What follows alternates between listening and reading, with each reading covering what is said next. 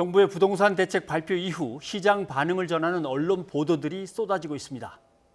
하지만 언론이 일부 부동산 이해 관련자들의 입장만 대변하면서 오히려 시장을 왜곡하고 있다는 비판도 나오고 있습니다. 예, 참 좋은 경제연구소의 이인철 소장과 함께 부동산 관련 기사들 팩트 체크 해보겠습니다. 소장님 어서 오십시오. 안녕하십니까. 자, 제일 놀라운 기사를 한번 읽어보면 서울 아파트 평균 매매가가 10억을 돌파했다.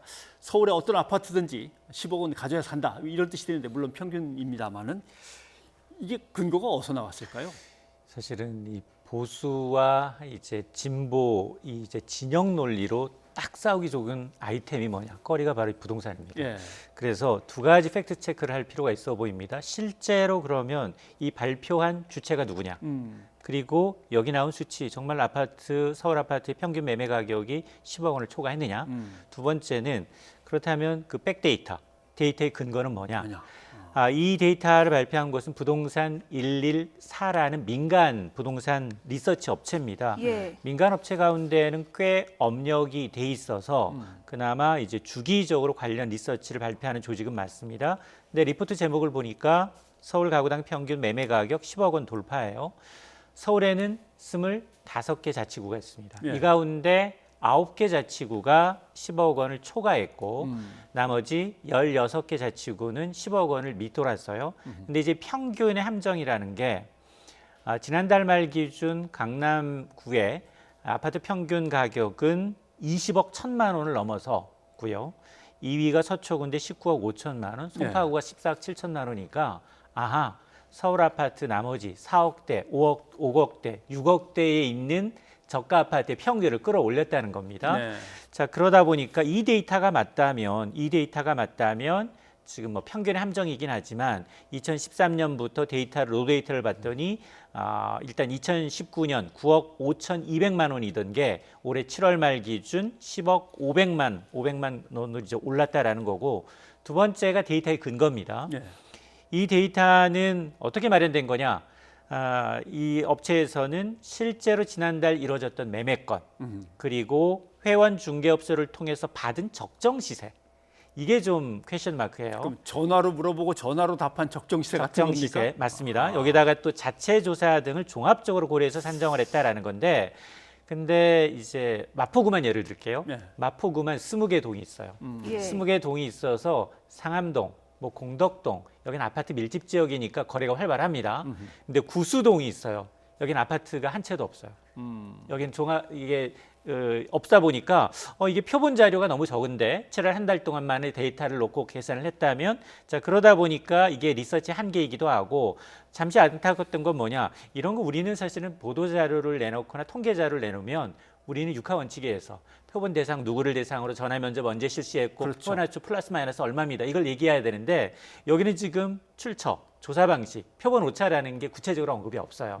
그러니까 리포터의 신뢰성에는 다소 의문이 제기되는 겁니다. 언론기관이 예. 아니고 부동산 114는 어떻게 보면 건설회사가 소유하고 있는 부동산 조사기관이니까 맞습니다. 그렇죠. 예. 예, 뭐 평균의 함정에 빠졌고 또 표본의 근거가 좀 부족했다 이런 의견 주셨는데요. 그렇다면 이곳은 어떻습니까? 한국감정원이라는 곳에서 주간 아파트값 동향을 발표했는데요. 여기에서도 같은 수치를 두고 제각각 해석이 다르더라고요. 이거는 왜 그런 겁니까? 이거는 정부가 통제하고 있는 국토부 산하 이제 기관이에요. 네. 가장 정부가 신뢰하고 있는 이 데이터 바로 이제 한국감정원 자료입니다. 근데 한국감정원뿐만이 아니라 뭐 KB 국민은행 통계도 있고, 앞서서 뭐 부동산 124라는 업체도 있고, 제각각이 다른 데이터를 내놓는데, 근데 어제 나온 데이터만을 보면 뉴스원이라는 업체를 통해서는 어제 헤드라인 어떻게 뽑았느냐, 문 대통령 집값 안정 대체 어디에, 서울 아파트 가격 10주째, 전세값은 59주째 상승. 또 한겨레 보도를 보게 되면 서울 아파트값 상승폭이 5주째 둔화되고 있고, 서울 전세가는 평균 5억 원 초읽기라는 타이틀을 달고 있습니다. 이게 컵에 물이 반이 들어있어요. 예. 해석하기 나름입니다. 반이나 남았네가 있을 수 있고 반밖에 안 남았네가 있을 수 있는데, 팩트는 뭐냐? 8.4 대책 발표 이후에 아파트 매매 가격 상승폭은 둔화되고 있는 게 맞습니다. 예. 이게 5주째 상승폭이 줄고 있어요. 그런데 하락했느냐? 하락은 아니에요. 상승폭이 줄고 있는 거예요. 아파트 값은 올라가고는 있는데 올라가는 폭 폭이 자체가 줄었습니다. 그런데 전셋값도 꺾인 건 맞아요. 꺾였는데 이 전세가 빨간 걸 보시게 되면 8월 3일 0.17% 올랐던 게 0.14로 꺾였지만 이게 네. 추세냐 아직 판단하기 좀 이르다는 거예요. 그러네요. 근데 팩트는 뭐냐? 아하, 이 한국감정원도 인정을 하고 있지만 주간 기준 59주 연속 전세 가격은 오르고 있다는 겁니다. 자, 그러다 보니까 지금 또 다른 업체인 이제 KB국민은행 통계를 보게 되면 지난달 서울 아파트 평균 전세 가격이 4억 9,900만 원. 5억 원에 육박하고 있다는 거거든요. 불과 2년 새 5천만 원 가까이 올랐다라는 건데 이걸 근거로 해서 이제 정부는 당분간 아파트 매매 시장은 뭐 눈치 보기가 이어지다가 거래량이 줄면서 9월, 10월 정도 되면 안정될 것이다라고 얘기를 하고 있지만 그러나 일부 전문가들은 임대차법 시행 이후에 오히려 전세 물건이 줄면서 공급 부족이 나타나면 자연스럽게 전세값도 오르고 전세값이 또 매매값을 끌어올리지 않겠느냐 이런 상반된 주장을 내놓고 있는 겁니다. 네. 지금 잠깐 화면에 비친 그래프의 그 위에 제목을 보면 변동률의 추이 이렇게 나오는데 추이라고 하는 건 그럼 누가 어떻게 이걸 잡아가지고 발표를 하게 되죠? 그러니까 이 추이라는 거는 이 주간 데이터일 경우에는 추세선을 보는 게 오히려 아파트 전세 시장 혹은 매매 시장의 동향을 판단할 수 있기 때문에 그 데이터를 누적한 것을 판단하는 거는 이제 보도하고 있는 언론 매체의 성향에 따라서 예. 극명하게 갈리고 있는 겁니다. 예, 그렇다면 이게 중요할 것 같습니다. 현재 실제로 시장의 분위기는 어떻습니까? 소장님이 보시기엔 어떤가요? 일단 홍남기 경제부총리가 오늘 이런 얘기했어요. 집값 상승세가 멈췄다. 예. 매물은 계속해서 나올 수밖에 없다. 그러면서 이제 과거 어느 때보다 이제 강력한 대책이기 때문에 시장의 효과가 나타날 거고 실제로 이제 심리 효과는 어느 정도 나타나고 있다라는 건데 사실 이 실수요자들이 원하고 있는 서울의 아파트 매매의 경우에는 상승률이 둔화되는 게 분명히 맞고요. 예. 그리고 거래량은 급감하고 있습니다. 그리고 일부는 관망세로 돌아섰어요. 예. 거래가 없다는 자체는 정부 정책에 대한 대책, 스무 차례가 이상 나온 대책을 한번 지켜보자라는 심리거든요. 여기 변수는 뭐냐? 정부가 8.4 대책을 통해서 내놨던 공급이 정말 실효성이 있나? 이 부분을 지켜보고 있다는 거예요.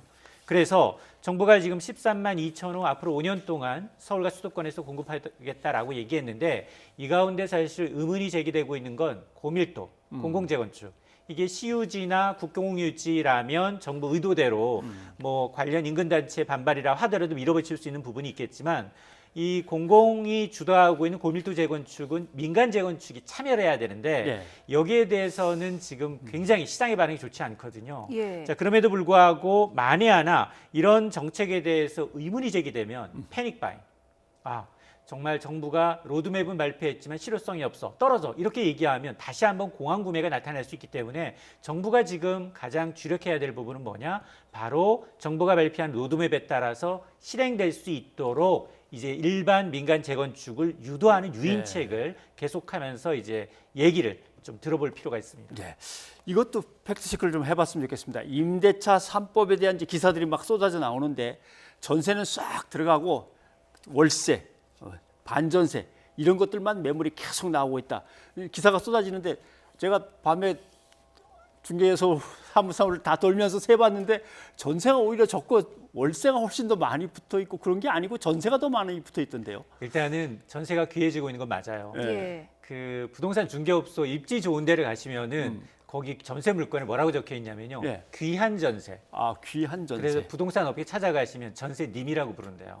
그러니까 전세 물건이 희소성을 갖고 굉장히 맞아요. 왜냐하면 그 사이에 전세 물건을 집어넣었어요. 거래가 돼서 이제 없어진 게 아니라 전세 물건조차 집주인이 지금 고민하고 있는 거예요. 지금 세들이면 4년 동안은 똑같은 전세를 받아야 되는데 이거 한꺼번에 높이든가 아니면 이게 세금 부담 내년 6월부터는 세금 부담이 고지서가 날아오니 이 전세 일부를 조금은 월세, 반전세로 바꿔서 이거를 내놓으면 어떨까 이걸 고민하고 있다는 겁니다. 그러다 보니까 실제로 전세 물건 호가가 올라가고 있는 것도 사실이고 물건 자체가 줄어들고 있는 것도 사실인데 그런데 아직도 온라인에서 검색해 보면 전세 물건이 엄청나게 나와 있는 건 사실인데 허수일 수 있습니다. 그러나 팩트 분명한 거는 이렇게 품귀가 현상이 기저지고 이렇게 거래가 장기간 오랫동안 이제 막히게 되면 이 부작용이 나타나요. 한꺼번에 터지게 되고 지금 비수기잖아요. 방학이잖아요. 근데 9월, 10월 되면 계약하게 되면 실질적으로 교육 때문에 옮겨가시는 분들이 생기거든요.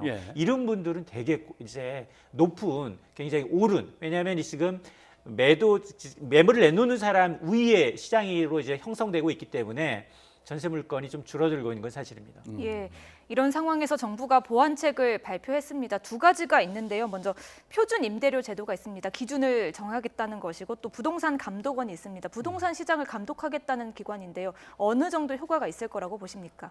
일단 표준 임대료는 주택 공시가격처럼 정부, 지자체가 전월세 가격 정해주겠다는 거예요. 이게 보면 세입자 입장에서는 당연히 이제 높은 전세가가 아닌 상승률이 낮아질 수 있으니까 반기겠지만 집주인 입장에서 보면 내 집까지도 이제는 마음대로 전월세 의미대로 못 올려 사유재산 침해 논란이 있을 수 있어요. 근데 일부 한대가 있습니다. 선진국에도. 독일의 경우에는 어떤 방식으로 했느냐? 독일은 정부가 주최하는 게 아니라 집주인과 세입자가 대표가 참여해서 회의를 해요. 그리고 난 다음에 표준 임대를 정하는 독일 모델이 있습니다. 예. 근데 우리는 정부가 지정하게 되면 사유재산 침해 논란이 있을 수 있고요. 예. 또 하나 이해 당사자들이 이런 자율적 합의를 근거로 했기 때문에 거긴 누적된 데이터가 있는 거고요. 우리는 지금 또 하나가 이제 부동산 감독기구 만들겠다라고 하는데 이게 왜 만들지? 투기 거래와 담합을 좀 조장하고 있는 부분에 대한 어떤 투명한 거래를 하겠다라는 겁니다. 그런데 지금 과연 부동산 시장 불안이 과연 통계나 이런 불안 요인 때문인가? 이 부분에 대해서는 전문가들도 좀 의문이 있고 또 하나는 국토부의 존재 의미가 없어져요. 아하. 이렇게 되면. 예. 그리고 앞선 사례에서 우리는 금융위원회가 있는데 민간단체, 감독기구, 금융감독원이 있거든요. 감독원이 있다고 사고가 안 나는 건 아닙니다. 네. 그러다 보니까 이런 부분은 추진을 한다 하더라도 정체성 그리고 차별성, 국민이 납득할 수 있는 예. 수준이어야 합니다. 알겠습니다. 아무튼 이건 좀 더 살펴봐야 될 문제긴 하지만 일단 언론은 좀 제대로 된 보도들을 해서 국민들한테 정확한 정보를 좀 알려줘야 될 것 같습니다. 예. 소장님 고맙습니다.